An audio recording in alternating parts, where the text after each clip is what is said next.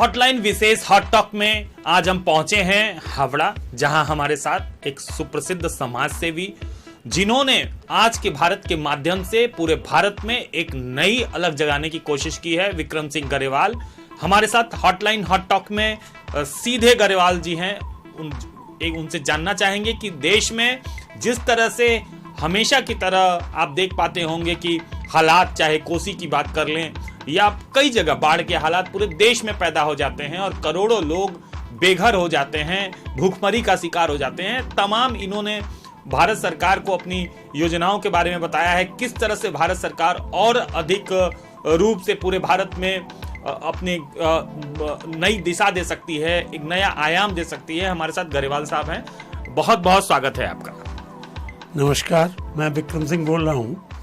जो हमने जब आज मेरी 80 साल की उम्र है, मैंने आज जब से होश संभाला है तब से हमने देखा कि हमारे देश में फ्लड बहुत आता है। फ्लड इतने आ रहे हैं, 500-700 करोड़ रुपया स्टेटों को दिया जाता है, पर जिन लोगों का नुकसान होता है उनको हमने कभी नहीं सुना कि पैसा मिला है, ना कभी उनकी दर्द को किसी ने देखा। जो भी गवर्नमेंट आई वो पैसा कहाँ गया, कहाँ से कहाँ खा जाता है लोग, ये समझ में नहीं आया आज तक। जो बाकी मकान घर टूटते हैं वो तो अलग है, उसके बाद में जो गवर्नमेंट की प्रॉपर्टी लॉस होती है, रोड, ब्रिज, रास्ते, घाट, ये अलग का नुकसान है। बिजली के खंभे सब खराब होता है इसमें। कितनी गाड़ियाँ खराब होती है, कितनी चीज़ें खराब होती है, कितनी संपत्ति हिंदुस्तान की ख़त्म हो जाती है इस फ्लड में, इसका अंदाज़ा नहीं कोई कर सकता है। 500-700 करोड़ रुपया जो दिया जाता है, जब से हिंदुस्तान को 500-700 करोड़ रुपया दिया जाता है टाउन जिस स्टेट को, वो स्टेट का रुपया कहाँ जाता है आज तक नहीं मालूम हुआ हमें, हम ना समझ सके हैं। पर आपको हम बताते हैं कि हमने इसके ऊपर में रिसर्च किया 1975 में कि ये जो फ्लड आते हैं, ये सब चीज़ें आती हैं, क्यों आती हैं। तो ये सब हमने इन करते करते इसके तह तक पहुंचा कि आज हिंदुस्तान के अंदर में क्या चीज़ की कमी है या क्यों नहीं हो रहा है काम। तो ये कि हमको समझ में आया कि जो लोग बैठते हैं अभी तक राज करने आए, पहले नेहरू ने कुर्सी के लिए पाकिस्तान दे दिया, बांग्लादेश चला गया, उसके बाद में इंदिरा जी ने 93,000 उनके फौजी कैद करके और कश्मीर का मसला नहीं रख के उन्होंने उनको आज़ाद कर दिया, देश को भी बांग्लादेश नाम दे दिया।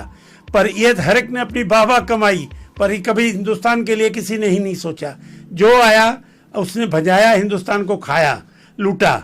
पर अब एक हमने सोचा 2014 में मोदी जी आए हैं, ये अच्छे आदमी हैं, इनके साथ में इनको कुछ देने से आगे फर्क पड़ेगा। तो उस टाइम में हमने इनको सारे प्रोजेक्टों के बारे रिपोर्ट दी, 3 प्रोजेक्ट बना के दिए, जिसमें कि ये बांध सबसे पहले है कि हमारे देश में नदियां जो पानी का ग्राउंड लेवल से बाढ़ में और बरसात से पानी मिट्टी का जाके के भर जाते हैं हमारे डैम, और नदी ग्राउंड लेवल के बराबर हो जाती है। जब पानी कहीं से कोई छोड़ता है नेपाल, तो उस पानी से फ्लड आ जाता है, 3-4 स्टेटें हमारी डूब जाती हैं। उसमें 3-4 स्टेटों में 2,000-2,500 करोड़ रुपया खा जाते हैं लोग। पर ये पता नहीं आज तक लगा। अब असम की स्थिति आज वही है।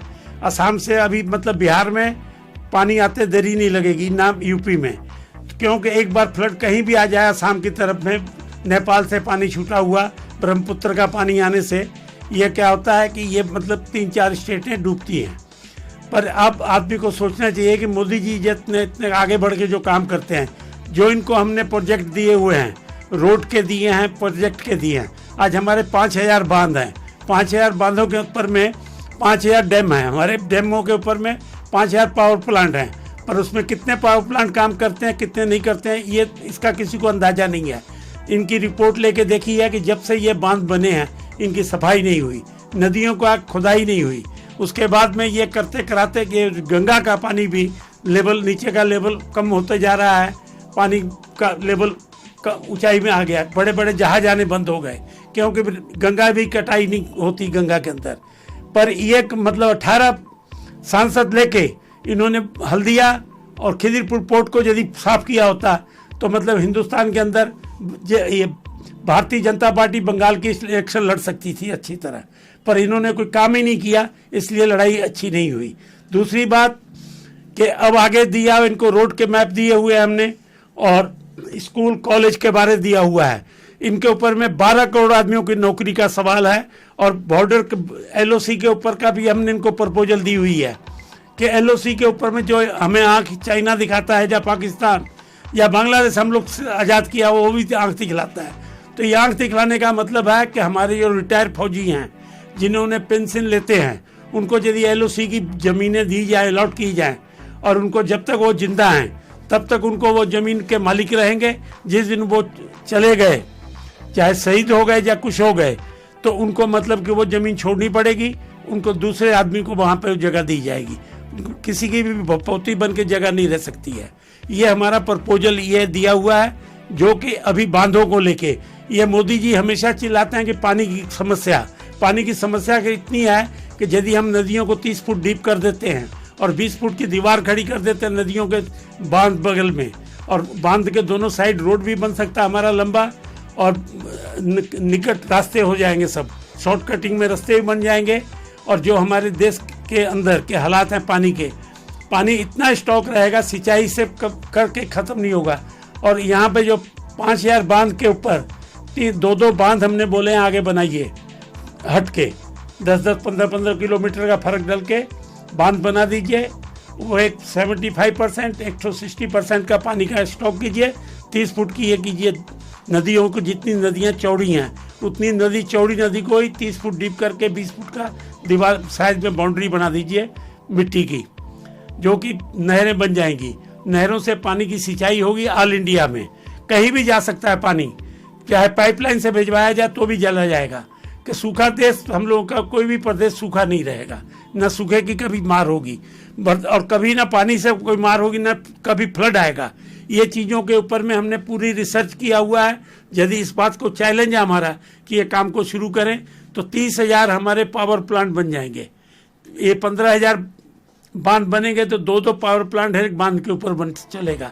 जितनी नहरें बनेगी, जहाँ से नहरों को कट दिया जाएगा वहाँ पे एक पावर प्लांट लग के उस गांव की बिजली आ सकती है। ये हमारा यहाँ मतलब सीधा है। इसमें 4.5 से 5 करोड़ आदमी को नौकरी मिलेगी। उसके बाद में रहा जो रोड के ऊपर में हमने इनको प्रपोजल दिया हुआ है कि रोड की 2 साइडें 75-75 फुट खाली हैं। उन ज़मीनों को यदि इनको लीज पे दिया जाए 3 साल के लिए, तो 3 साल में उसमें सब्जी भाजी हो तो पूरे हिंदुस्तान में सब्जी के लिए ट्रांसपोर्टिंग करने की जरूरत नहीं पड़ेगी, माल मार्केट में सस्ता हो जाएगा। ये जो इन्होंने मतलब टोल टैक्स लगा दिए हैं, टोल टैक्स को हटा दें तो भी माल रेट कम हो जाएगा।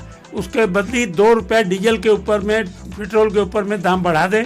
वो डीजल और पेट्रोल के ऊपर दाम बढ़ने से हमारा पोल्यूशन भी कम होगा, क्योंकि गाड़ियाँ बॉर्डर पे खड़ी नहीं होंगी चेक पोस्टों पे, या मतलब कि टोल टैक्स के ऊपर में कम से कम नहीं तो हर एक टोल टैक्स पे 10 मिनट 5 मिनट गाड़ी खड़ी होती है, तेल जलता है। बॉम्बे कलकत्ता गाड़ी चलने से 50 लीटर तेल एक्स्ट्रा जलता है, जो कि पॉल्यूशन है। यदि इस तेल को भी बचाया जाए तो हमारी फॉरेन करेंसी भी बचेगी। इस चीज़ के ऊपर भी हमने इनको लिख के दी हुई हैं चिट्ठियाँ सब। उसके बाद यदि ये लोग नहीं काम करते हैं तो आखिरी टाइम हम बोलते हैं आपको कि हम एक दिन जाके जंतर मंतर में धरना देंगे। आज का भारत। जय हिंद। विक्रम सिंह। ये थे विक्रम सिंह गरेवाल, जिन्होंने भारत सरकार को अपनी योजनाओं की बात लगातार कही है और ये भी कहा है कि सरकार उस पर अमल करे। अगर ये नहीं सरकार उस पर अमल करती है तो आने वाले समय में नई दिल्ली में जंतर मंतर पर ये धरना देंगे। विवेक शुक्ला के साथ कैमरामैन दीप।